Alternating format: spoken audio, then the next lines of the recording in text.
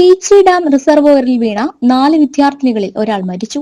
പട്ടിക്കാട് സ്വദേശി ചുങ്കത്ത് ഷാജൻ സിജി ദമ്പതികളുടെ മകൾ 16 വയസ്സുള്ള അലീനയാണ് മരിച്ചത്.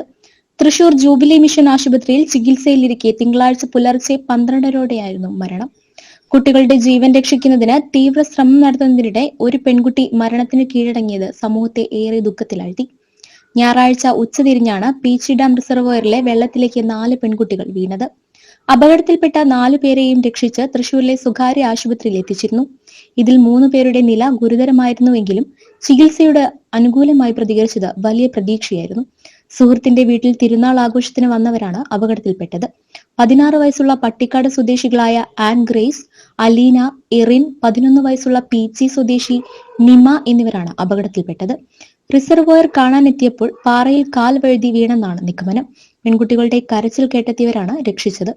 3 കുട്ടികൾ അബോധാവസ്ഥയിലായിരുന്നെന്ന് ദൃക്സാക്ഷി പറഞ്ഞു.